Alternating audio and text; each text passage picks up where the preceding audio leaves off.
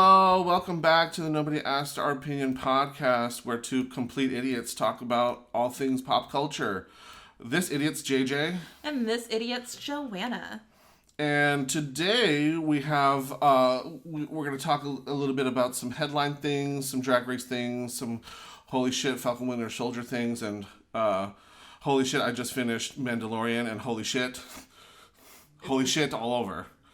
Wait, did you finish the entire season, or did you just watch the episode you have notes for? I thought that was the last one. No, boo-boo, there's still like 4 more episodes. There are 3 more episodes, or 2 more episodes. There's a few more episodes. No way. Yeah, that's not the gag. Oh, shit. Okay, well then I guess I hadn't finished The Mandalorian. I still have yet... How many episodes then? 2, if not 3. Okay. Then like, you still have a few more. I will check in with y'all next week with some more Mandalorian stuff, because apparently there's more. I completely thought I had finished it. I was like, oh shit, this is done? This is where they're going to leave it off? Oh, because I saw Anna's done. The fuck? Was this a super short episode? I thought you meant just that episode, because it was a super short episode. It was the shortest one of the season. I literally thought that was the end. Oh, no. Okay, well, let's hit some headline news, and then we'll talk Jesus about Christ. the gag of the season. JJ's still not done with Mandalorian. I was like, Falcon Winter Soldier, down. Mandalorian, down. I got this. And I'm like, no, there's more. But be happy, because the ending is so much more satisfying when you get there. Okay, good. But let's talk about some news this week. So, exciting news for everybody except for me and JJ. Disney Plus and Sony have signed this huge deal that'll put all the Spider-Man movies, like all of them, onto Disney Plus. However, JJ and I, when we do these franchise deep dives, so a little behind the scene tea, I can speak. There is, we watch all of the movies over the course of like a few weeks. And then we record all of those episodes ahead of time, because there's nothing topical going on that we need to insert in those. So we watched all of these and on several different platforms. We had to use a VPN to watch on Canada's Netflix to find some of them. For real, yeah. On Amazon Prime with my Stars account. Like, we had to dig for these films just for all of you. And now they're all on one platform. I'm so happy. Yay.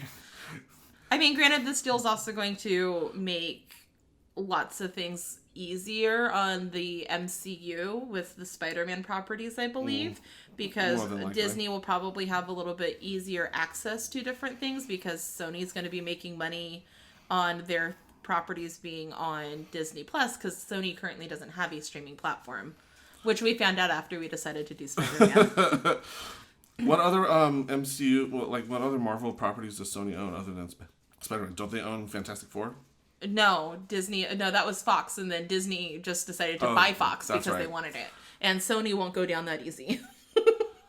But all of the Spider-Man properties that are within, like all of the Spider-Man characters that they want to use, they would have to get permission from Sony and sign a deal to use those characters. So whenever there was for Far From Home, when they're like, we're going to use Mysterio, Sony's like, okay, give us this much money. You can use Mysterio for this one movie.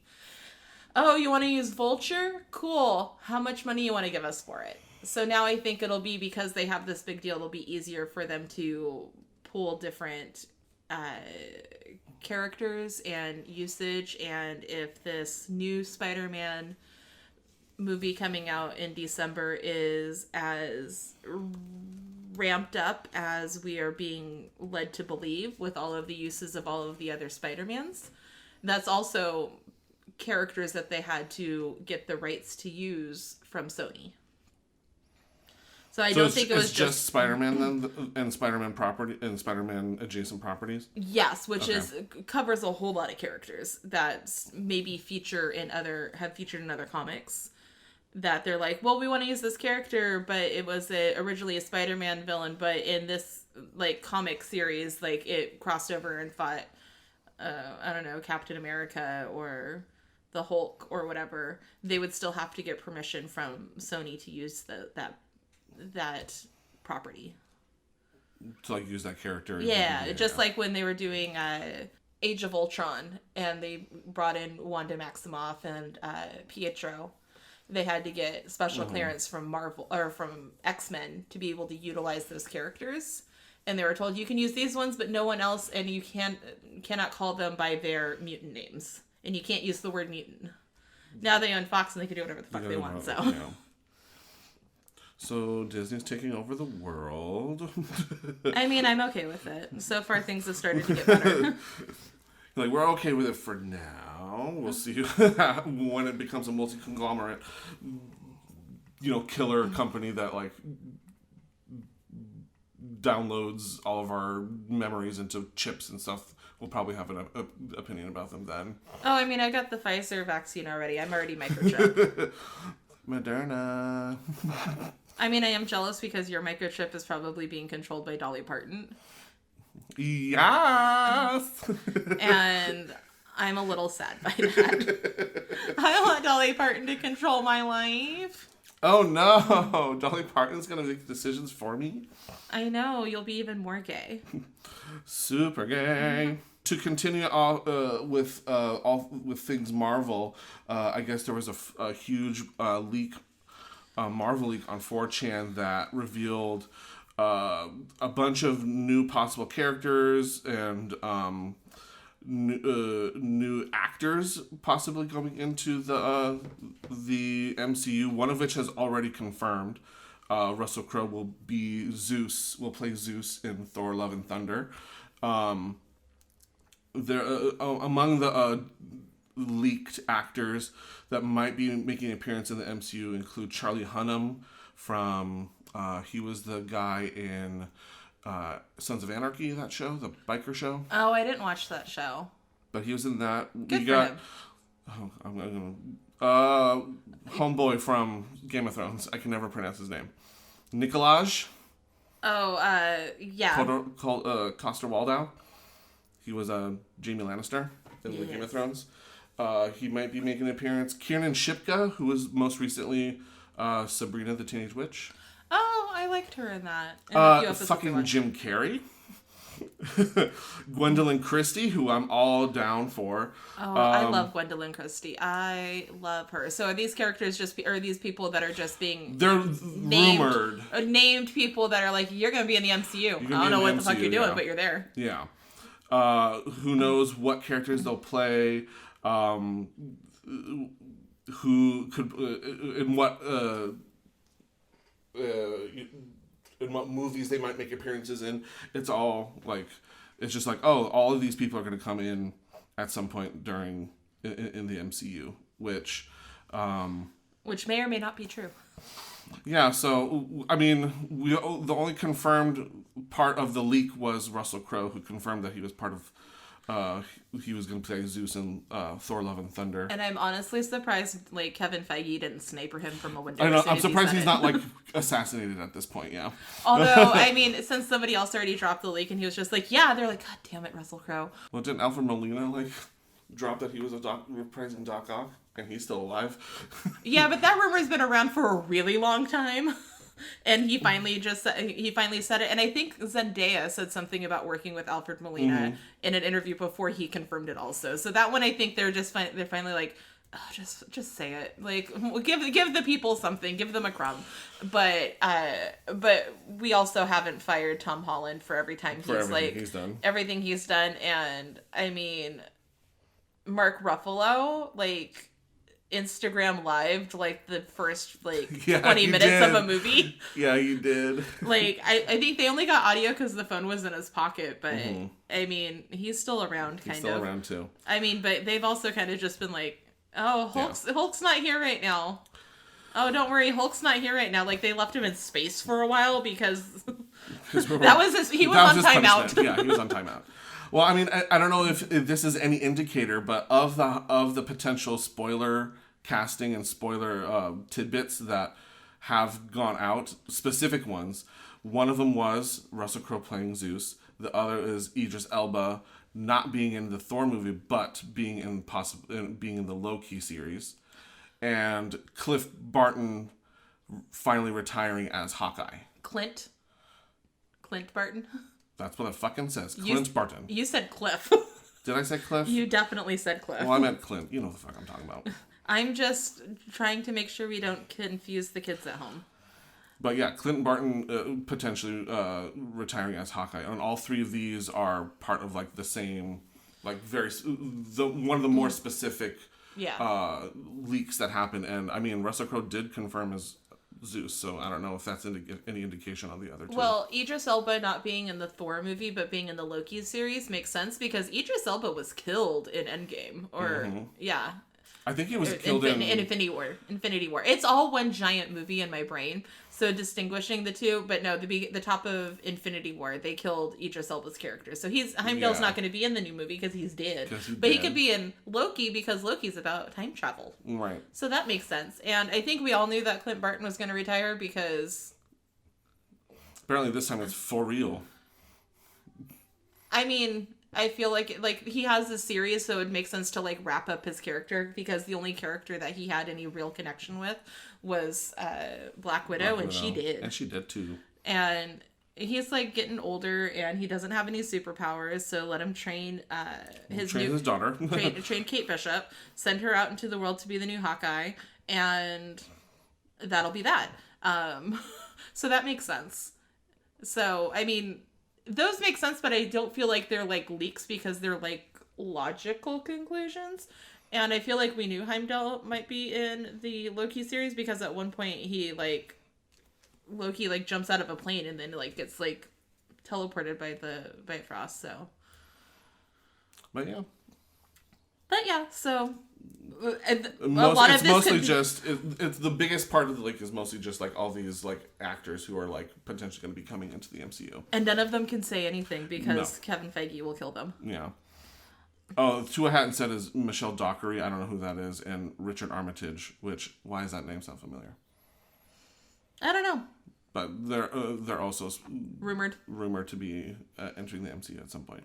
Well, there's also a plot leak for the new Spider-Man movie, but there's like 4 of them that have come out for the new Spider-Man movie, and a few, like, they've all been like wildly different of how they're doing things. And I'm like, one of them might be true. Sure. I think one of them sounded a little bit more believable than like another one because those are dumb. But it's I don't know. I just want the movie to come out, but we have all sorts of fun things before then. We have all sorts of fun stuff. But to continue the MCU rumor mill, there is rumors that the Netflix Marvel properties, Daredevil, Punisher, and Jessica Jones, those respective characters might be showing up in the MCU at some point, but not... They're reprising their roles... but not like canon to the series. As long as what's-his-face doesn't come back as Iron Fist. They're looking to bring back Charlie Cox as Daredevil, John Bernthal as the Punisher, Kristen Ritter as Jessica Jones, and Vincent D'Onofrio as Kingpin, Wilson Fisk. At this time, Luke Cage and Iron Fist have reportedly been recast. Oh, I'm a little sad for Luke Cage because I really enjoyed that actor. Like, I thought he did a really good job with that character. But, please, anybody but Sir Loris for the Iron Fist. That's right. Oh my God. Sir Loris was Iron Fist. Oh. And it was bad. It was really bad. But everybody else I'm cool with. Like, there's rumors that Charlie Cox is supposed to be in the Spider-Man movie along with the other 7,000 people that are supposed to be in that movie. Mm-hmm. But we shall see. But I'm excited for the actors who are still on there to come back and do wonderful things for us. Oh, apparently John Bernthal and Kristen Ritter are expected to be in the She-Hulk. Oh, with Kristen Ritter is reportedly going to be showing up in the She-Hulk Disney Plus series. Oh, that's cool. I like that. Oh, Richard Armitage was in the Hobbit trilogy. As? Thorin? Okay. As a That's note from our producer who fact checks us every once in a while. Sometimes he lets us just go off on our tangents, and we're like find out way later that we're super just wrong. Wild speculation and just like misinformation spewing left and right. He's like, in this case, I'll correct you guys. Or just give us a little bit of information, which we appreciate from time to time. But otherwise, we are not accurate. Almost ever. I mean, what did I say? We're complete idiots. Yes. So please don't take most of what we say at face value. Go do your own research. And then email us and tell us what we got wrong. Or email us and tell us what we got right. It'd probably be a shorter email. Yeah, that'd probably be a shorter email. In other fun news, The Simpsons are, trying to get on the right side of history, and they have recently recast a gay Cuban character with a gay Cuban actor. Representation matters, y'all.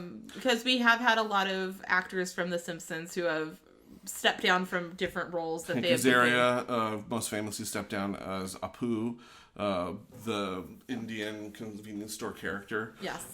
Because he is not Indian. He is not Indian. I think they also cast Dr. Hibbert, recast Dr. Hibbert. Yes. Who with a black man. Yeah, so they're realizing that when making these in the 80s, the casting that they did, especially for a low budget cartoon series, to be able to have voice actors who can voice multiple characters at the time made sense, even if it is culturally insensitive. But now we're living in a time where The Simpsons is like one of the longest running TV shows in history. I think they've just renewed for their 33rd and 34th seasons. Not surprised. So they've been going forever, and we're at the point to where they have the money to hire people to play the characters that they are on the show. So yeah, and potentially, change the narrative for pop culture, and just, set examples for shows moving forward that, like, hey, if you're going to cast a Latino character, it's probably a good idea to, use a Latino voice actor for that character. That makes sense. Because that makes sense. And I think other shows have had, I know that, Big Mouth, there's a couple of comedians from Big Mouth who've stepped down from their characters. I think Jenny Slate played a character of a different race as her, and she stepped down because she's like, I don't feel good doing this. A lot of characters from Family Guy and things like that also have been like, oh, maybe we shouldn't. Yeah, maybe Cleveland shouldn't be voiced by a white guy, middle-aged white dude. I mean, one would think. So it's nice to see that representation is being addressed, especially in something like cartoons where that's shaping our kids. One would argue that seeing the character is more important than having them be voiced by that character. Because that was always the thing. It's like, well, we can get a white guy to play Apu, and it's fine because nobody sees the voice actors. But we live in a time in a world where, one, we do see who the voice actors are now because they're often in other things. They're in other things, or we can look that up. Like we can see them. We can follow them on Instagram. Yeah. And things like that. Or so, and then being able to hear your voice in cartoons is important. And I think that it's great to see all of these actors who are turning down work because they're like, I don't fit that narrative anymore, and having the wherewithal to say, I'm not going to play a character that's out of my race because that doesn't make sense and that's not the narrative that I want to portray as an actor. But also to see, like, The Simpsons are actively looking to see who they can find that actually represents the characters that they're utilizing, which is nice also. And I hope that more things happen so Scarlett Johansson isn't having to play a Japanese detective, or Emma Stone playing a half Hawaiian, half Chinese character. Hawaiian Japanese. Was it Hawaiian Japanese? It was Hawaiian Japanese. But yeah, like, let's... let's start casting people where they reflect the characters that they're playing. I mean, like, again, like, to an extent, like, as an actor, you want to play something that's, like, outside your realm of possibilities, because that's what you do as an actor, is that you dig deep and you portray something that's different. But I'm not going to go and portray someone who is Asian or African American or anything else, really. That's because that's not different. That's insensitive. Right, and not only is he playing the actor who plays the character is of the same race, but he is also a gay actor too, and that adds another level of authenticity and the representation, because the gay Cuban community is a thriving community, and deserves representation on a national platform like The Simpsons, who, you know, is being broadcast to millions and millions of television sets every week. And so having that kind of representation matters, especially to young gay Cuban youth who are trying to find their way in the world. Yeah. Seeing themselves on TV on something like The Simpsons, which is a cultural phenomenon, is a huge step. Absolutely. Huge. So good on you, The Simpsons and the creators of The Simpsons and Matt Groening, and is that how I say his name? Groening? Yes. There's fucking Germans. I know, it looks like Groening, but it's Groening. Yeah. Also, I didn't watch the Oscars, did you? Fuck no. But, which is, I mean, for me, like, I used to always watch the Oscars because I just liked being able to see people honored for their work, but then it kind of became really just watching people be slighted, or watching a bunch of white people sit around and I was gonna say, oh, you mean just all the white people get the awards? Yeah, I mean, it's hashtag Oscars too white. Yeah, Oscars so white. I mean, I will say that, like, every time a white person wins an award, it's not necessarily a racist thing if they were the best person, but there have been plenty of times where people of color were clearly the best in that category and don't win or weren't nominated, and you're like, okay, that's cute. But or the fact that they weren't nominated in the first place. Yeah. So, but I will say, I am very excited to see that Chloe Zhao is the first Asian American woman to win Best Director, and only the second woman ever to win Best Director. Yeah, huge. And I mean, because I remember when Catherine Bigelow won for Hurt Locker, which is also another movie I famously haven't seen. I don't watch war movies, especially about current war movies, because they make me sad and a part of me dies inside. So I just avoid them. But it was really exciting and empowering to see that this woman had won. And then now to sit down and see that another female has won, who is a person of color, is really exciting. But I want to be able to just sit down and see lots of women and men be nominated together, and then just the best person wins. But I mean, just get rid of the gendered. No, not even the gendered. Like, I mean, I don't want it to be like, oh, Chloe Zhao is our token woman to win the Oscar for Best Director, because we haven't had one win since. Do you think that's happened? I don't know. I didn't see her movie either. I didn't watch really any of these movies. So I don't have a whole lot to say about the quality of the films, but I don't want it to become just this, oh, well, it's fine, Chloe Zhao won last year, we don't have to nominate another woman for another 20 years. You want to see this train keep moving forward. Yeah, I want to see more women nominated. I want to see more women directors. There's not that many to begin with. I mean, off the top of my head, like, I can only think of, like, 3, maybe 4 women directors. I can name, like, 2. Are they Catherine Bigelow and Chloe Zhao? No. Greta Gerwig. Yeah. Of Lady Bird. Mm-hmm. And Penny Marshall. The other one that came to mind was Patty Jenkins. I don't know who that is. She directed the Wonder Woman movies. Ah. But yeah, after you have the handful of women directors, didn't Penny Marshall die? I don't think so. I'm gonna fact check this real quick. She could. I mean, she was old. Yeah, Boo, she died in 2018.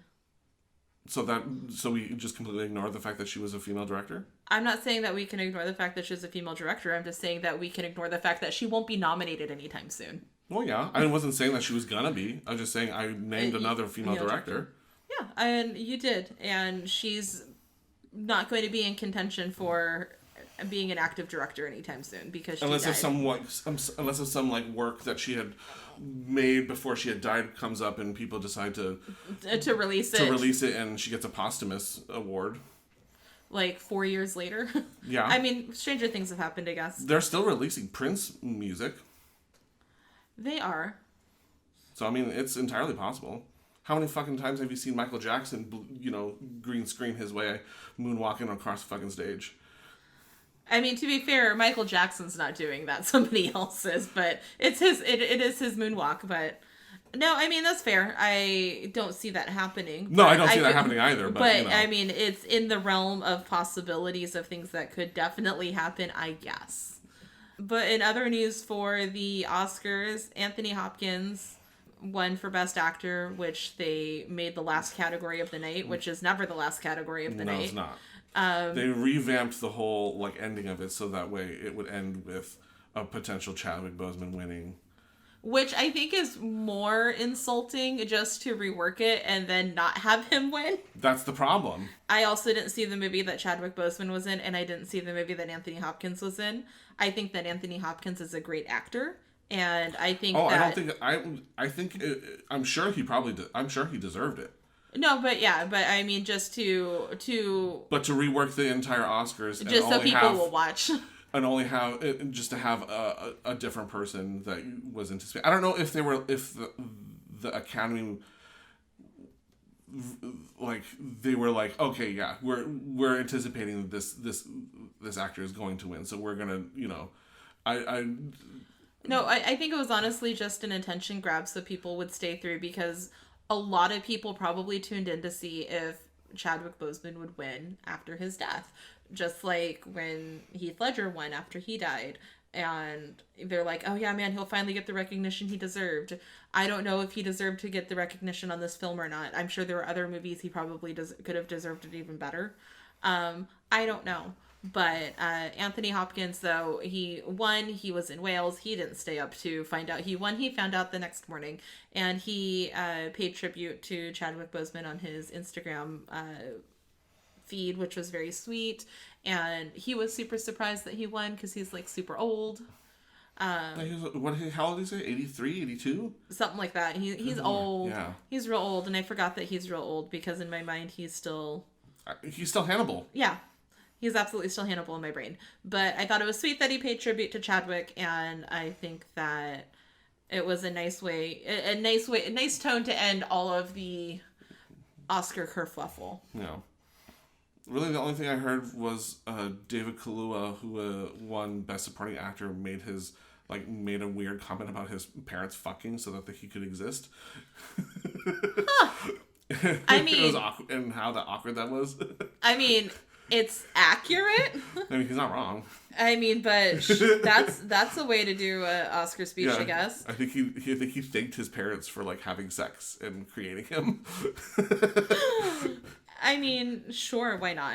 I mean, good for you. Good on you, buddy. Let's get to the important news of our week. It's time for the Drag Race 20 because we finally have a new queen in our kingdom. Well, it took us 5 years. I mean, in the longest season ever, we have a new queen. We're going to start our Drag Race 20 where we talk about Drag Race for exactly 20 minutes. In 3, 2, 1. Congratulations, Simone! Congratulations! Oh. I mean, we knew that was going to happen. Oh, I mean, we called it forever. I've said repeatedly on this podcast that it was so nice of Simone to let these other girls compete in Simone's Drag Race this year. It was just very kind. No, but it was so great. The episode, honestly, was really well put together for it being so sparse as far as they couldn't do it in front of an audience. They did clearly that drive-in thing was not a live audience. No. It was clearly filmed later because there was no way they would have let Jada Essence Hall walk around that parking lot full of people and then come in and go like talk to the queen. Was she even masked? I don't think so. I don't think so either, and it was probably a bunch of people because they also like kept like showing the same reactions of like the same like 7 people. It was probably only a handful of people in that. It was a handful of people that were there, and they were probably all of Jada's friends. Oh, maybe, yeah, potentially, or I mean, like they could just or production crew or people who were there, like part I'm sure of the they could have gotten people who tested negative and like were able to quarantine for however long they needed to quarantine for or whatever. Because it wasn't quite what drag shows have been, because again you had Jada like walking through around there. I'm like, girl, what you doing? Why aren't you up there to crown? And I was like, oh, they definitely filmed this like a week before. Yeah, they filmed that like relatively recently. But what I loved about the final finale was that this is the first time we get a ball. I was like, because first when they came out and they said what their like category was for the first one, which was the black and white, I was like, that's fun. And then they came out and then they go red all over, and I went, what? We get another one? And then it was best drag, and I was like, another one? We get so many looks. I mean, 12 new looks at the top of the show. Which, I mean, makes sense because usually those bitches have to change like throughout the course of the evening because they're doing like other interviews or they're talking to other people and things come out and they're like, oh, here they are again. So they come out and they're like, their first look, and then they come out in their look where they're being interviewed by Rue, and then they come out in their look where they do a dance and a song, and then they come out in their performance looks and their like lip sync outfits, and trying to hide the reveal that they're inevitably gonna show. Right. I have words to speak of this, but let's talk about these looks real quick. First of all, I have them pulled up. I don't think they showed the red carpet looks in the finale, did they? No. But this compilation has their individual red carpet look, and so here is Gottmik's. Oh, that's pretty. Red carpet look, and it's very structured on the top, but like billowy, and it's pretty. I love that. The structure kind of like if we took out our torso, I feel like the top could like nestle right on top because you can see like the peplums and it's like a raised peplum to be like a deconstructed gown. Yeah, it's really pretty, and I love her hair. That hair, it's like this is a Tina Burner like wig. This is a fiery redhead. Oh, Tina Burner wishes she wore something that structured. Oh, for sure. Okay, next. And then this is Gottmik's black and white. The Hellraiser makeup with the gown, like and then she had the Pandora's box as a purse. Box as a purse. Oh, snaps! Like that was so super pretty. Cool, and I think that's kind of what we're missing in some of like the mainstream Drag Race fandom or like canon is that there hasn't been like horror, like spook. I mean, this is Crystal Method did a runway as Freddy Krueger. So there was the one. We have this one. Evie Oddly did like a creepy. And Sharon Needles was also the original spook. So like 4 in a season in a competition that has lasted 13 seasons. This is the kind of thing I want to see more of because I think we've seen enough of the pageantry. I think we've seen enough of the campy kooky queens. This like horror references I think are I think it's a really smart to kind of go down that route because it's something we haven't really seen a ton of. No, I mean I agree, but we're also like drag is always is an evolution, so I think we're at that point to where more queens will be making cool references like this. Next, we only have 15 more minutes. Oh shit! And there's a shit ton of stuff, and I have lots to say. The red all over. The red all over has got this like kind of big kind of pantaloony thing.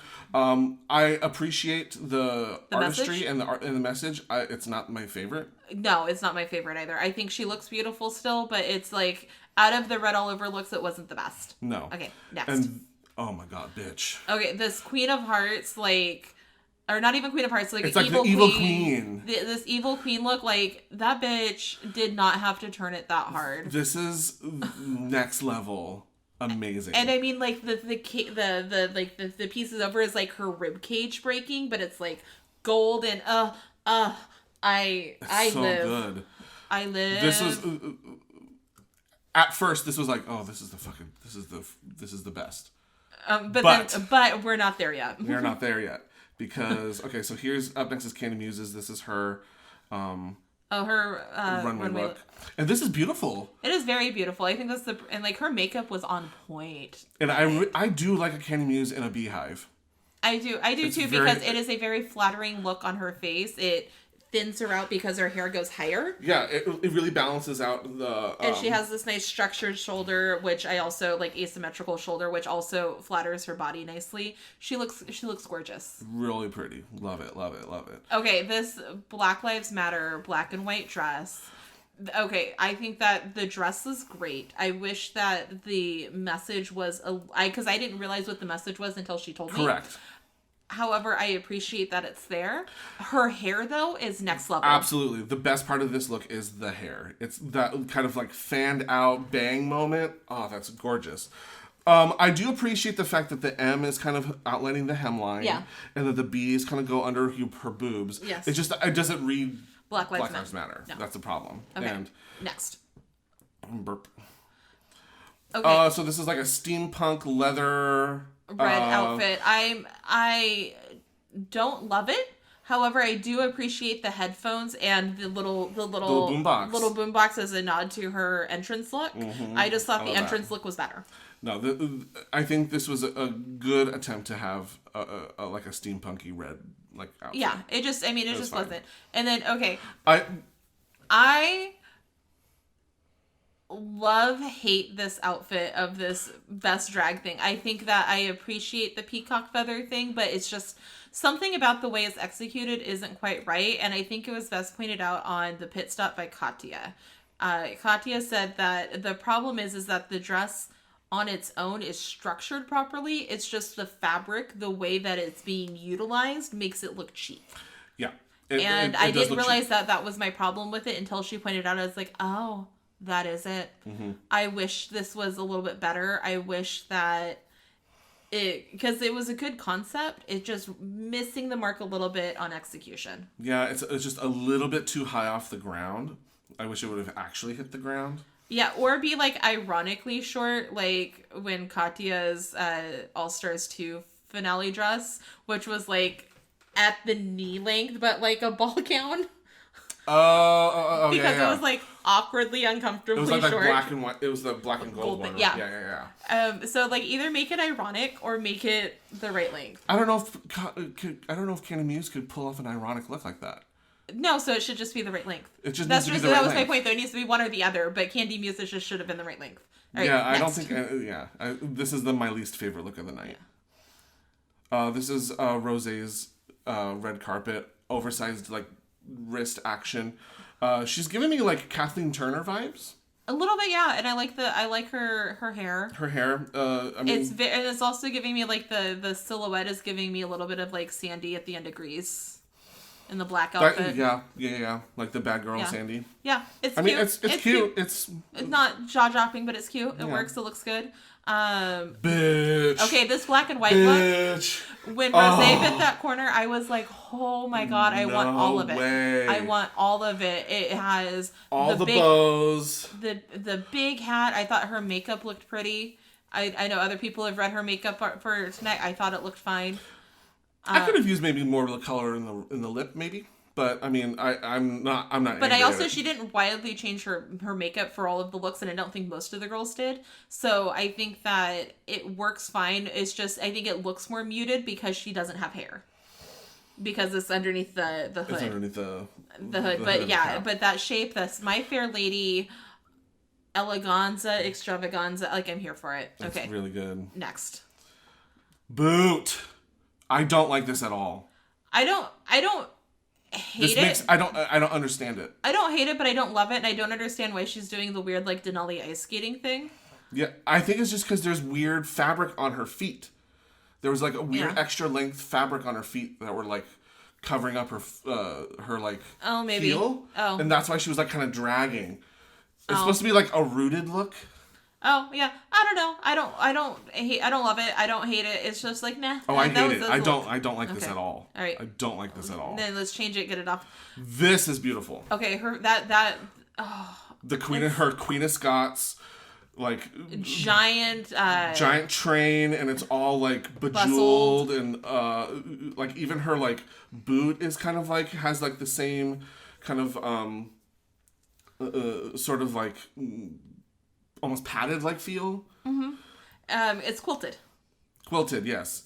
That's what you want. It's quilted. It's gorgeous. Her face looks pretty. Her hair is gorgeous. Like this is perfection. Good. Yeah. All right. Very, very good. This is Simone's. I didn't know this, but the hat is a coin purse. Oh. The boot is a coin purse. Bitch. her sleeves are coin purses. This bitch is everything. I fucking love this. Her point of style and her thought process of putting outfits together is next level. That's amazing. Otherwise, it's a very simple outfit. It's a very simple. It's this pink. But it always has like these fun little nods to what she's doing, and it's very Marilyn Monroe, Diamonds Are a Girl's Best Friend kind of look, but with coin purses, and I'm here for it. Oh. All right. So next. Oops! I clicked twice. My bad. Oh. Okay. Oh! So this black and white, at first I was like, okay, Gottmik has got this. And then Candy Muse came out and I was like, it's not quite as good as Gottmik, but it's still gorgeous. And then Rosé comes out and I was like, oh bitch, she's taking this category. And then Miss Simone had to come around the corner in the biggest, beautiful, it's a Marie Antoinette inspired gown made out of fucking do-rags. She's got a do-rag in the hair. It's all like lined with do-rags on the bottom under the ruffled fabric. Her hair itself is this giant like sculpted fro moment. Oh god, this is everything I want from drag that I didn't know I needed from drag, and it's perfection. And the best part about it is there's a better look. And it gets better. I didn't think she could not do it. Okay, so let's talk about the red look, which is the nails look. She fucking came out in all acrylic nails. Her fucking hair is two hands adorned with acrylic nails. Her feet have giant acrylic nails on them. Her dress is made out of acrylic nails. Oh my god. It is so good. It is stupid how amazing it is. It is so funny. This is exactly what a Simone... This is like quintessential Simone. Okay, so then we gotta talk about the next look because we're running low on time. I'm actually paying attention. Okay, so this finale look... I think it looks fine. I'm confused with the references. Like, it's like half like goddess, half... armor, but like with a Medusa headpiece. Like, I feel like I like all the things individually. I don't know if it works for me altogether. Oh, for me together, because from how I'm taking the reference is that she is her own goddess, but she's also her own basically knight in shining armor, her own protector. Because she can protect herself, and I think the Medusa style hair with the metallic from the armored side is all together, kind of wrapped together, just to be like the merriment of being able to be this beautiful queen, but also be like, I can take care of myself too, because she has been very weepy this season and very vulnerable, and she's like, I have my armor on now. I can protect myself, and I have my strength. So it's still really pretty. It's super super well done. Okay, so we have 5 minutes to talk about these lip syncs. They did Rosé dirty. They absolutely did Rosé dirty. That, and she's like, I have a sprained ankle. Yeah, I mean, like she did what she could. I was honestly gagged when it first landed on Candy, and I was like, oh, well, clearly Candy is gonna go against Simone or Mick, because Gottmik and Simone is going to be the finale of the fight for the crown. And then it was like Rosé. I was like, what? But I call production wigotry here, because it was Rosé by a click. Yes. It was a click. It was a click. And so I'm like, yeah. I see you, producers. I mean, I can see that they're trying to do like this, like New York Queens versus the LA Queens, and then it'll be the East Coast versus the West Coast. But I didn't care. I wanted to see Simone and actually, I think they also wanted the finale to be better because Simone versus Gottmik was really boring. But neither of those girls dance. Neither of them dance, and it would have been like a Utica wiggle to the top moment. Yeah. But I think you would have been even more justified in saying that Simone won. Although I do say, though, I will stand by the fact that I do think Simone won her lip sync against Candy. Because I think Candy was just like, I'm not going to win. I'm going to do my best. I'm not going to win. And Simone just gave face. No, yeah. Simone really told... She told that story. It was all in the face, all in the attitude.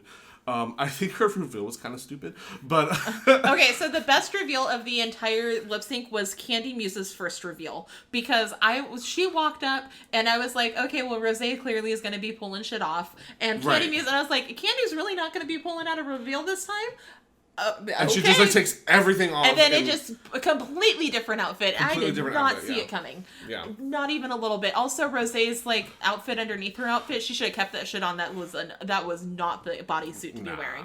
It was not cute. It was not flattering. It was not. Yeah, it made her look wide, and she's not really a wide girl. No, she's not.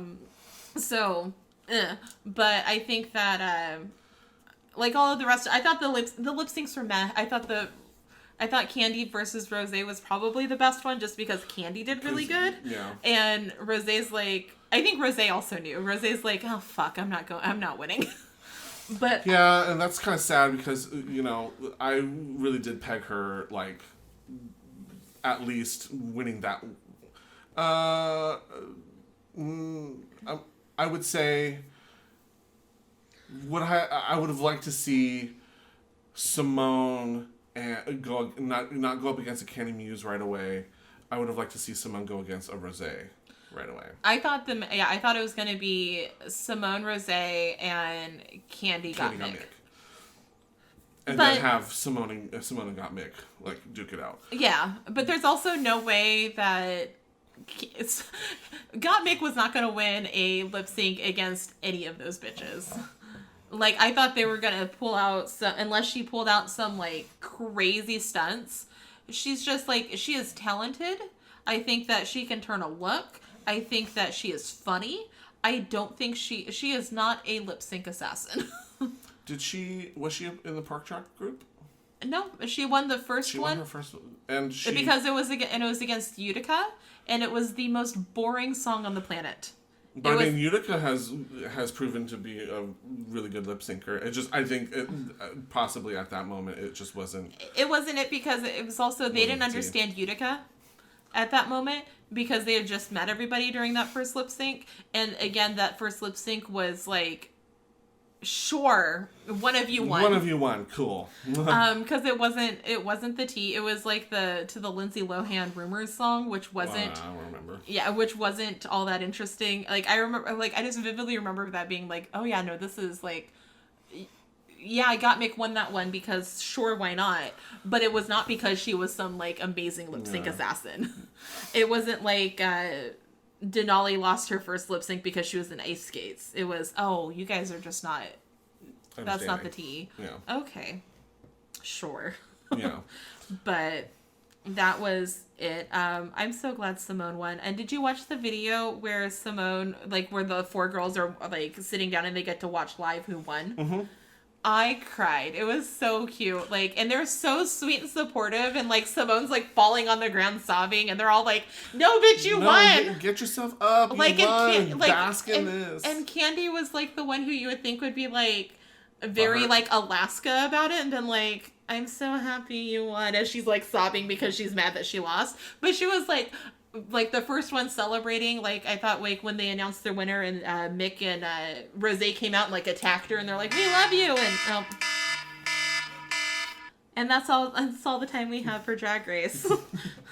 If you want to talk more, send us an email at nobodyaskouropinion@gmail.com or send us a direct message on Instagram at Nobody Asked Our Opinion. We'll talk more about it there, or you can wait till next week where we're going to talk about Drag Race Down Under. Because that starts this week. It starts on Saturday. What? So on that note, though, let's take a quick break.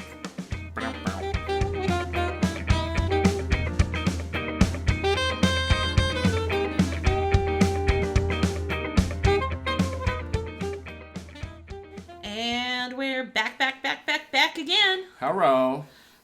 So Falcon and the Winter Soldier ended this past week. No more Falcon and Winter Soldier, but yay, all the shit. Okay, so spoiler alert is in effect as always, because we're gonna spoil the shit out of this show. Yeah.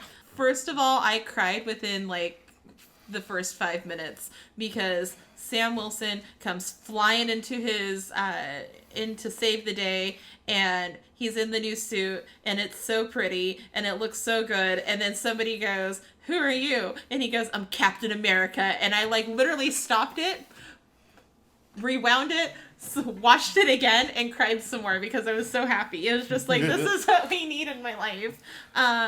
But before that, we see Sharon Carter, and she's got the cloaking mask from that Black Widow wore in, I think it was one of the Captain America movies. Civil War? Probably. That's what I would have picked. Sure. Pictured it. It was in one of them. I know Black Widow wore it. And you're like, oh, look at her being all like in disguised and shit. And she's... That's cool. That's cool. And her and Bucky are off to go like save the day and stuff. And then Sam comes in with his new costume and looking all badass and kicking ass and killing bad guys. And, well, not really killing bad guys, but he's beating the crap out of them. He's beating the crap out of them. I have a controversial and brave controversial opinion. Yet brave? Okay. I don't like Sam's outfit. Oh, you don't? Why not? I don't like it. I have yet to figure out why. I don't know if it's because, like, it feels too, like, it doesn't feel fitted enough. I don't know if it's, like, the color scheme, if it's, like, too heavy on the white and not enough on, like, red or blue. I feel like that it's... I have yet to, like, pinpoint exactly what I don't like about it. I've been trying to like look up pictures and see like what issues I have. I think it might be like fact that he looks like he's super yoked in there, and like he's a nice fit man, but he looks like he's like four sizes larger. He does look bulkier. Yeah. Especially like in the chest. I feel like his like the upper torso is like super wide. I don't know if I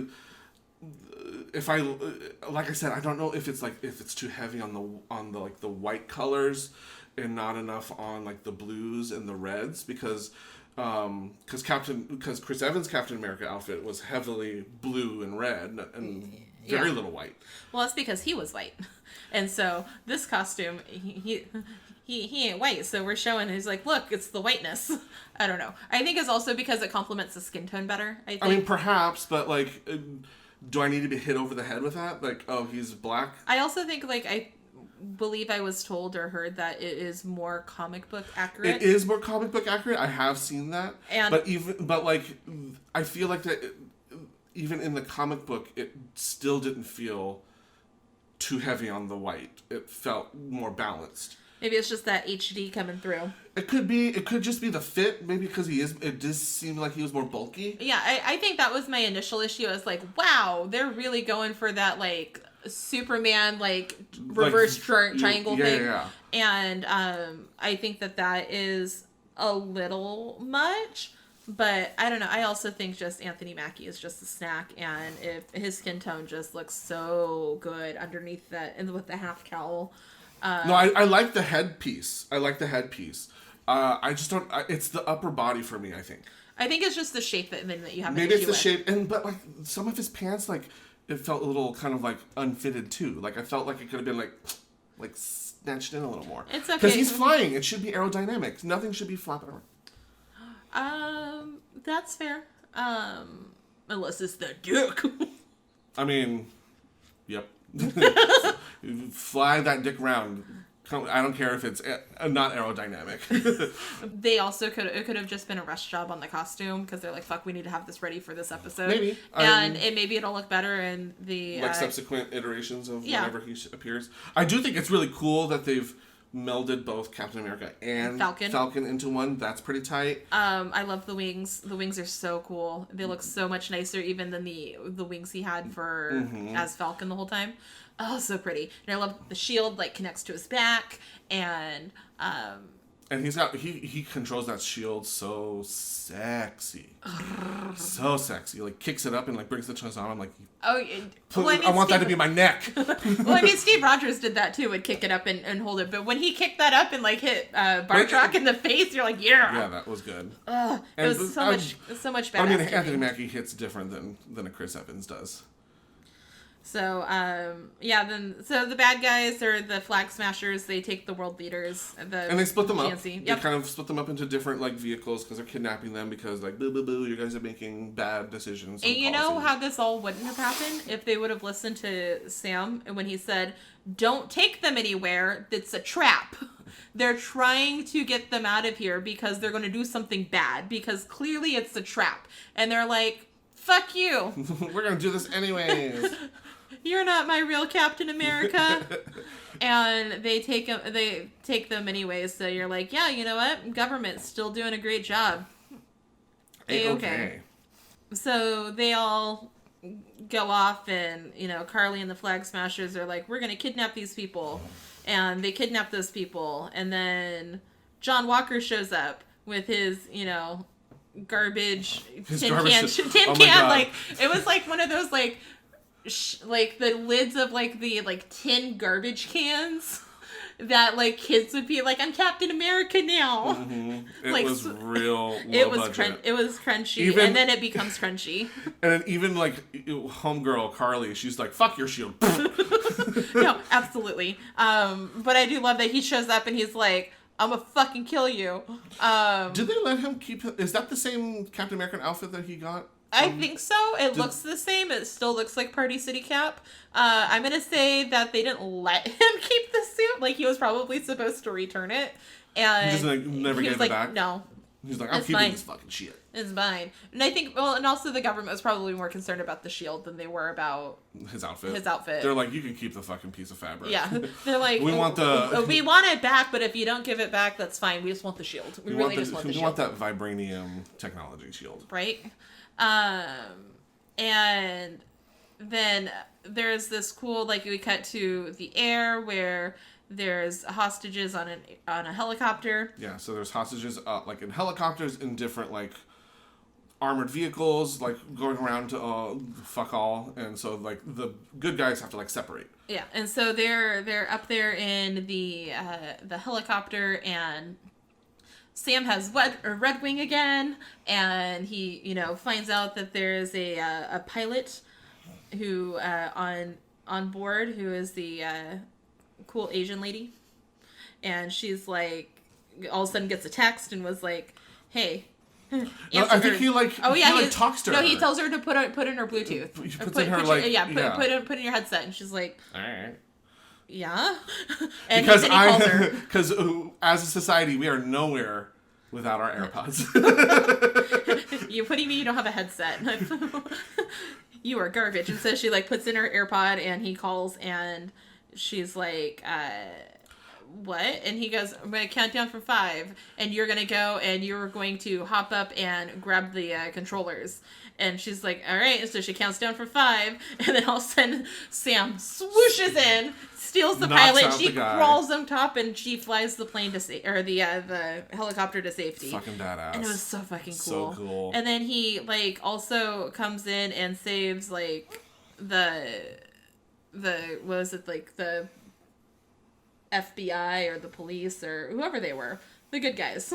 Yeah. Good guys in helicopters. Mm-hmm. Because they were going down, and he and also Red Wing can save people, because that was fucking cool. Yeah, he like stopped that truck from falling, right? Well, no, Red Wing like pulls out one of the people. Oh, that's right. Yeah, he and like you're straight like, up. how strong is this thing? Because it was one person and one little drone thing, but sure, I'll buy it. It's cool. And then Sam goes and grabs him, and he like lands on a bridge, and then he throws his vibranium wings over with the shield protecting the top part of him, and then the helicopter like bounces off of it, and you're like, yeah, that's badass. And someone was like, that's the Black Falcon. And they're like, no, it's Captain America. And cue Joanna crying again. I love the fact they call him Captain Falcon because there is a Smash Brothers character called Captain Falcon, and he has this move he calls the Falcon Punch, and they totally reference that in here, and I'm so silly about it. I am glad that you caught that reference because that went right over my head. I don't know if it was a reference intentionally, but I was like, oh, they said Captain Falcon. That's hilarious. I'm glad that you made that connection because it went right over my head. John Walker saved some people. Yeah, because he decides not to kill Carly. Yeah, and he's like trying to redeem himself. He's like, I'm going to save these people and like work with the good guys. I think he's trying to make the conscious decision to not be a bad person. So I think he's trying to be like, I can be this good guy. I'm gonna do it, but he like twitches while he does it, like it's like going against like his like workings as a super soldier. But he's like, I can do it. And then he goes to save the people and lets Carly go, and then and immediately though he goes, I'm gonna make this right decision, and immediately they come beat the shit out of him. Absolutely. And then Sam comes in clutch with the shield to save the people in the van or in the truck, and that was cool. And then we find out that Sharon's the power broker, maybe. Like, she never really says yes when they start throwing around the name the power broker, and she's just like, sure. And not even sure. She just kind of looks at him like, and then that's it. There you go. It's like that Utica moment. Yeah. You smoke weed?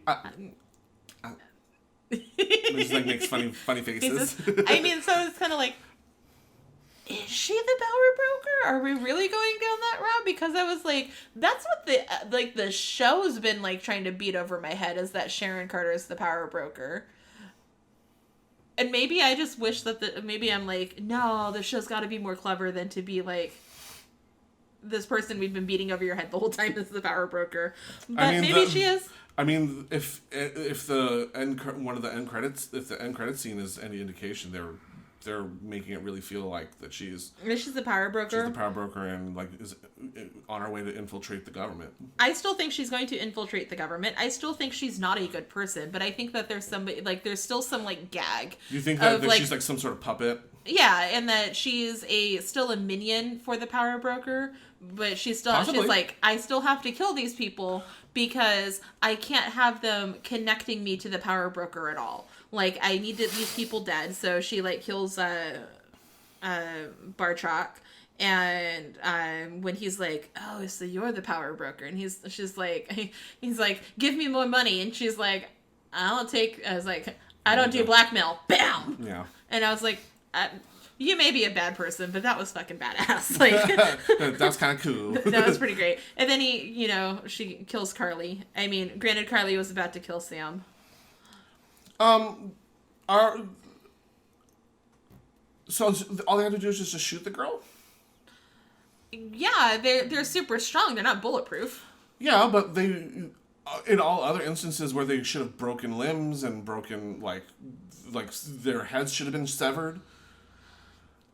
I don't think at any time that anybody's head was severed. They threw a fucking shield, a vibranium shield, at some dude's face. That should have took his head clean off. It's broken bones. So I think what I'm gathering is that like they're stronger. Maybe their bones are stronger, but I don't know if their organs are stronger. So like if you shoot somebody and it hits a vital organ, that organ is still... She got something in the gut, though. There are still vital organs, like, up and around there. I don't know. I'm not a scientist. That's what I'm saying. I'm like, am I supposed to believe that I was just this super soldier who can, like, leap tall buildings and, like, carry heavy objects and, like, get, entire buildings practically fall on top of them, and then all of a sudden they just get taken down by a bullet? A single bullet? I mean, one could arguably survive shit falling on top of you. Do you think you can survive Captain America's shield to your face? No, but I'm also not a super soldier. Yeah, but I'm saying if you're a super soldier, it wouldn't make sense that I can survive. in all instances, they're throwing the shield at a very high velocity, and it's, I'm assuming, very heavy. So that should take anybody's head clear off. But I don't think, did anybody get the shield thrown at them as from somebody who has had the super soldier serum? Because are you talking about when they're on the trucks? Because people got hit with that shield, but John Walker wasn't a super soldier yet. So yeah, that shit's heavy, but it's not the same velocity as from someone who is a super soldier. I'm pretty sure Bucky threw it. If Bucky threw it, then yeah, the person probably should have died, but I don't know. And also, until I see somebody buried, I don't believe anybody's fucking dead on Marvel shows. Oh, do you think Nico's still alive? Nico was like clearly like reestablished in the very next episode. This man is dead. You didn't see his body. You saw his hand. Maybe he is still alive. Maybe I don't know. I don't know. But I mean, they did try to, like, the narrative definitely stated, like, verbatim, this man's dead. They didn't say Carly is definitely dead now. So I mean, maybe she's not dead. Maybe she survived that bullet wound and this is all for naught. Or maybe she's super dead and we'll never see her again. Well, I mean, the other super soldiers got exploded and they died. Yeah, but that was exploded. Again, your head should be cleaned off by Bucky throwing that thing. I'm assuming Bucky throwing the vibranium Captain America shield. Yeah, but the writers didn't want that character to die yet. So he had plot armor. So he had that plot armor. Got that plot armor. So let's move on. But yeah, so super soldiers get exploded. Carly dead, probably, maybe. I don't know. Magic bullet. And Black Captain America spitting some hot truth. Oh god, that was such a good overall speech. That speech was probably like the most apropos bit of screenwriting like that you could have ever like written at this point in time. That's because they had a black man give a speech that was written by a black writer. I mean, fantastic. Because representation matters. Because representation matters, and this is it is important to bring these issues to life. I mean, obviously, this is a fictionalized universe, but there are parallels from that universe into reality. No, absolutely. I think that you're going to hit some problematic moments, like when he kind of said, like, it kind of does reinforce the fact that, like, if you storm the government and you demand change, like, that's the proper way to go about it when we're kind of living in a moment where, like, not that long ago, we had people storm the government and it wasn't the right way to go about it. No. But it's always been American, it's been an American value that, like, we can protest, and that's the whole point. Yeah, but protest, though, and again, like, killing people are two different ways of going about things. But I do, like, overall, though, the sentiment of what he was saying, like, I cried. I also cry at everything. JJ has a... I have a notorious heart of stone. Yeah, I was going to say, JJ has a black stone heart and will cry over nothing. Except for random things, like when Sabrina dies at the end of the... I can't control it. But, doesn't cry when, America's being talked about as foundation and the gloriousness of a black man rising to power and becoming a beloved superhero. But, you pick and choose your battles. Oh, I didn't choose to not cry. I'm just giving you shit. I know you didn't choose to. I know you didn't choose to not cry. You just have no soul. Moving on.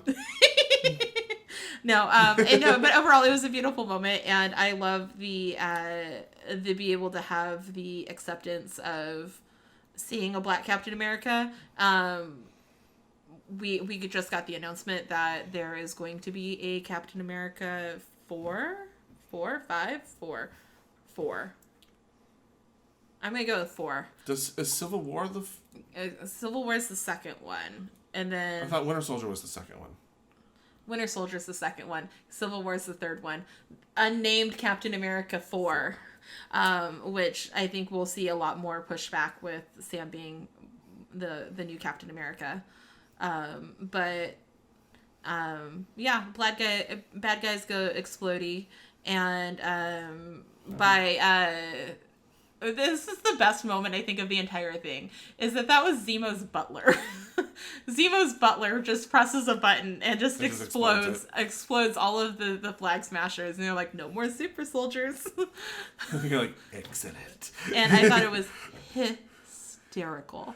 Hysterical. I like, and then just the cut to Zemo in the raft, and you're just like, he's like, yep, my job's done. I can sleep. I can sleep peacefully now because the only super soldier running around are John Walker and Bucky. Yep. And I put, is John Walker part of the MCU Suicide Squad now? What's going on? I mean, probably. I think that's what Elaine's character Val's doing. It's like the anti-hero group. Yeah, I think there's a few different comic book related, like, Suicide Squad, like, adjacent characters, like the Dark Avengers or the Thunderbolts. And so I think that is going to be one of those. I don't know which one. According to that MCU leak that we talked about earlier, what's her face?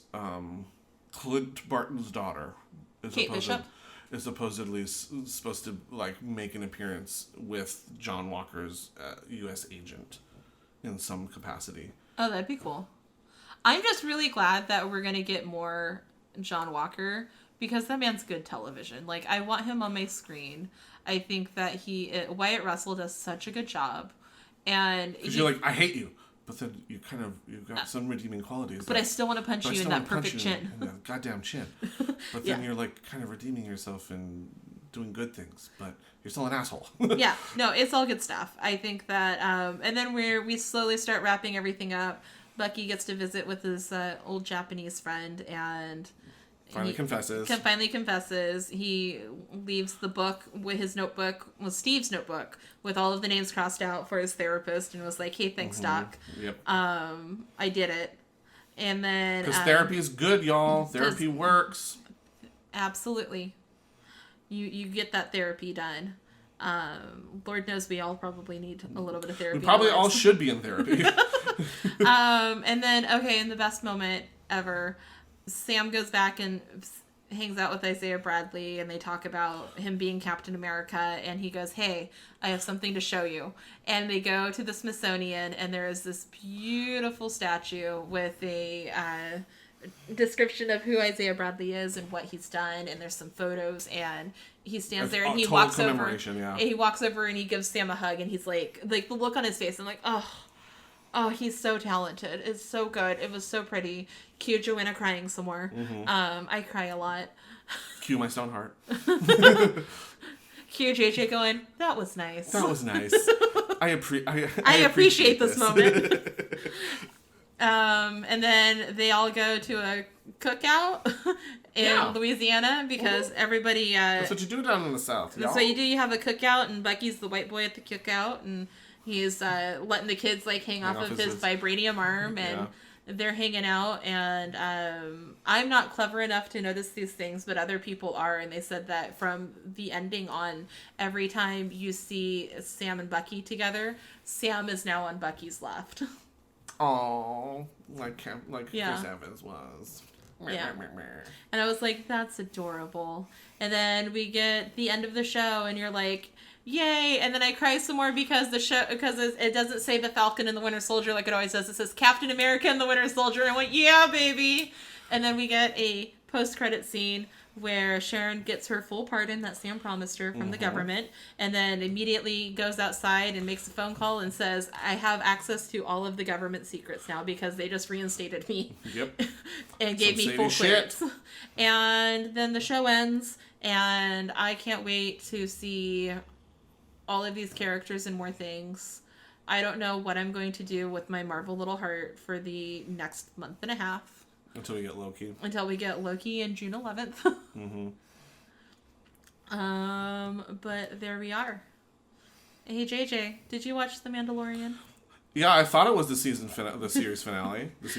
I know that we already caught. I was like, I already know the answer to this because we addressed this at the top of the episode. But that's how we transition into this shit, yo.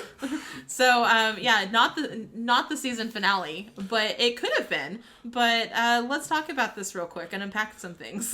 So the episode is where the Mandalorian brings Grogu to the Jedi Rock and tries to reactivate his Jedi powers or call a Jedi to help him train or whatever. And It starts off with him like being super daddy.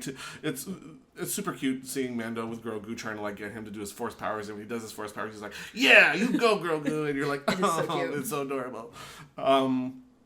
But so they arrive at the Rock, and at first nothing happens, and he's like, "Oh, I guess we have to do something else," and then Boba Fett and Fennec, is that what her name is? I believe so. The It's been like 9 years since I've watched this. I just call her Ming-Na because that's the actress. No, she's badass. And I fucking love Ming-Na and everything she does. Yeah.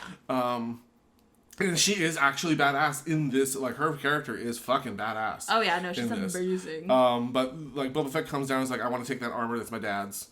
And I'm gonna have my partner shoot you if or not shoot you. We're gonna shoot the child.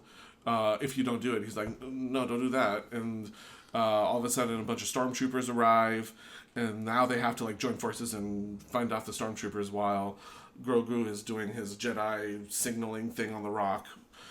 Basically being useless the entire episode. Yeah, and apparently like you can't interrupt it. Like Mando's like tries to like grab him and like bounce, but he gets force shielded off. And so like they're all finding the stormtroopers, and at some point like Mandalorian and Fennec get like cornered by like a shit ton of stormtroopers, and they're like, oh fuck, we're gonna die. And then Boba Fett comes in clutch, kicks some ass. They all kick the ass. All the stormtroopers die because they're stupid. And then Moff Gideon's like, oh, you did that? Okay, so then the dark troopers. Because they scary as fuck. They is scary as fuck. They're scary as fuck. And they're like, ignore those idiots. Just take the goddamn kid. Yeah. And so the Dark Stormtroopers take the kid, and it's sad because you're like, no, Mando's baby. They just kidnapped his baby. Yeah, they kidnapped his child. They kidnapped his child. And in the process, destroyed Mando's ship. Yep. All that's left is that the fancy spear that he got from Ahsoka. Yes. And so like now Mando is teaming up with Boba Fett and Fennec to try to get Grogu back. Cut to Mando asks problematic lady back in the I want to say Tatooine, but that's not right. Some place where they met before, and she's like looking up some like he wants to look up some bad guy. I think it was in the first season. Was he in the first season? Yes. Because I recognize his face. You talking about Bill Burr? Oh, is that his name? The actor's name? I don't know who Bill Burr is, but yeah, I recognize his face. Yeah, no, he was in the previous season. And so then we cut to Grogu like Jedi mind fucking up the stormtroopers. It's awesome, and it's clear that like Grogu's powers are still like in their infancy because he like gets tuckered out, and it's really kind of adorable and sad. And then science guy what's his face, Moff Gideon is like he like puts him to sleep and like handcuffs him and shit, and it says like, oh, tell the science dude that we've got the what do they call him, the sample, something like that, and they're on their way to get him to experiment on. Yeah. And then I'm like, the fuck. And then you thought that was the end of the... That was the end? That was the end. But I guess it's not the end. No, there's still 2 more episodes. Got it. The next 2 episodes are both bonkers good. Like, cool. Great. Like, the next episode is honestly one of my faves. And then you have the season finale, which is just like... You're gonna go... Duh. I was here. Yeah, no, it's like I said, the season ends out really strong, and you're just like, you hit the end, and then you're gonna be like me going like, but I want more. But can I has more? I want some more. So that was that. You have 2 more episodes. Got it. Let's get it going. You will enjoy. If you don't, then we can't be friends anymore. Then we're dismantling the pod. We're gonna be done. I excommunicate you from my life. But that's where we're at. So let's talk about some things that are coming up, because there's some like cool trailers and things that have just dropped. Oh yeah. So we have Fast and Furious 9. In space, because in the trailer there was like they're all up super high. They're like flying at one point because why not? At this point, like I said, they can really do anything. Like if this one doesn't like officially be in space, like next one they are. That's when you know you made it, when your franchise goes into space. I mean, it worked for Freddy versus Jason, or Freddy and Jason, or no, it's Jason X. Jason X, that was when there's Jason in space. It's my favorite. It's so bad, it's great. But yeah, no, that's the only thing I pulled from this trailer besides like, yeah, this looks like a Fast and Furious movie. Eventually we'll do all the Fast and Furious movies for our franchise deep dive. That'll be fun. Handmaid's Tale comes back. So on the side, because we don't have time to talk about everything, I have been watching The Handmaid's Tale for the first time. Joanna plays catch up. And so I've been watching it with JJ's boyfriend, and JJ occasionally when he's not working, because we watch it in the evening when JJ works. But I finally caught up on all of The Handmaid's Tale. I have felt anger. I have cried. I felt more anger. I cried some more. Felt lots more anger. And so I'm excited to see. And so after we finish watching the series, we watched the trailer, because I've been avoiding the trailer like The Matrix. And I'm really excited to see how things play out, because the handmaids are on the run.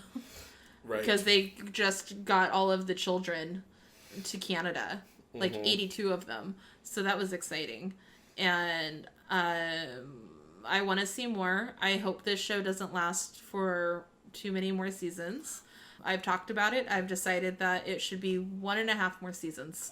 That makes a amount of sense for what you can do without this show completely jumping the shark. Mm-hmm. Or it'll go forever. Get that Game of Thrones? You hear that? Ooh, we don't speak of that anymore. So yeah, I'm excited. Also the Conjuring 3. So, my boyfriend and I are huge horror movie buffs, and we love all things that are either even the bad horror movies like you see on Netflix and like all the streaming channels, like all those like horrible B movie quality horror slasher films. We love it. Oh yeah, the worse it is, the more it's that much more enjoyable. Oh yeah, no, I've seen some terrible movies with you guys. But The Conjuring has consistently been top quality, good, like horror movies done well. And the third Conjuring movie just dropped their trailer literally like days ago, and it's going in on a it's more like on like a trial. There's like a trial that's happening, and they're called upon, the main characters, the Warrens, who are paranormal investigators, are called to kind of like make sense of what's happening here, because we get a glimpse of this kid like wandering the country roads, and he's like covered in blood, and he's like, I didn't do it, I don't know what happened. And so they're investigating possible demonic possession and all the cool things that I live for. So I yesterday went to the movies to go see Mortal Kombat, because I'm fully vaccinated lady, and I had those free movie tickets like built up on my Cinemark account. Hell yeah. So I was like, I'm gonna go see it. So I went and saw it. Spoiler alert, Mortal Kombat, it was alright. It's definitely fan service. Like, it's alright. If you watch the original movie at all, it's just basically like, it's fan service. Yeah. It is exactly what it needs to be. Yeah, it was alright. It wasn't anything like award winning, but it was fine. But the Conjuring trailer, because I hadn't watched the trailer when I saw it on our notes yet, it was playing before the movie, and seeing that shit on a big screen, I was like, ooh, this movie actually looks really good. And it's The Conjuring, The Devil Made Me Do It. Which sounds like it's going to be a terrible movie, but looks like it's going to be wonderful. So I'm actually really excited to watch that when it comes out. And I believe this is the only Conjuring movie that has like a tagline. I don't think the other movies had taglines. I don't remember. Possibly not, but that's like the new thing to do, I guess, these days. Add them taglines. But this looks like one that I will actually sit through and be like, yeah, let's go see this on, like, a bigger screen than... Yeah, the only movies I see in theaters are like horror movies or, Disney Pixar movies. That's because that's what we make you go see. Because I'm like, you gotta. There's no better like way to kind of experience the horror unless if it's like 3 stories tall in your face with like loud surround sound. Absolutely. Because that's when it gets you. Yeah. So otherwise it's just me and you curled up on the couch going, "Ooh, this looks scary. This looks scary. This looks scary." Ah! I don't want to. Let's see. Then the Dexter trailer came out. It was like a teaser. It was a teaser. And it's definitely kind of trying to continue the storyline from the season finale and possibly trying to redeem it. Trying to do the ending a little bit better. I've heard the ending to Dexter was terrible. I have not seen Dexter. Dexter is very good. I've heard, people are very passionate about this show, and I've had lots of people tell me to watch it. I may one day watch it. John Lithgow, I think it's the third... Is it the third season? Oh, I love John Lithgow. If I would have known John Lithgow was in it, I would have watched this ages ago. John Lithgow is a prominent player in this third season, and he is fantastic. I love him so much. All right, I'm sold. It's super super good, and it's just like a little teaser just to say like, it's coming. it's the character kind of going back because the series kind of ends. He's a lumberjack in a woods, right? Like that's what I've seen spoilers. And so like now his like initial like instincts to kill are kind of coming back, and that's what the little teaser's about, and you're like, yes, Dexter. I mean, sure. Something I'm slightly more excited about, West Side Story. Although I hate West Side Story, I'm going to throw it out there. Controversial yet brave. I don't love West Side Story. I love musicals. It's not my favorite. I've seen it live. It's fine. It's really just because it's rehashing Romeo and Juliet again, which is not a great story. Sorry, come at me. However, this looks like it's going to be done properly. It seems like it's going to be done. They've threw a lot of money at this. And I mean, because it the preview or the trailer looks nice. It's a teaser trailer, so they're not giving a whole lot away. But tell me why immediately when it pops up and I start watching it, I was like, why does this look like just like a darker version of In the Heights? Right? Because it's the same type of setting and look, and then it gets brighter. And I'm like, okay, this feels a little bit more like West Side Story. I do appreciate that they're not throwing big Hollywood names at it. They're using actual Broadway actors or trained dancers and things like that to be in this movie. So the guy who plays the Romeo character, he's a pretty well established film actor. He's a film actor, but he also has he also has been a trained ballet dancer since age 9. Oh, I didn't know that. Because I googled him. I was like, who are you? What have you done? And why are you in this? And I was like, oh, you started training to do ballet since you were 9? Yeah, you can be in this movie. Because that makes sense for a dance-based musical movie. Yeah, for sure. And then Rita Moreno is going to be in it, which was great because she was famously in the movie. Mm-hmm. And she's bringing that EGOT clout with her. Hell yeah. And then one of the characters, I don't think it's Anita. Maybe it's Anita.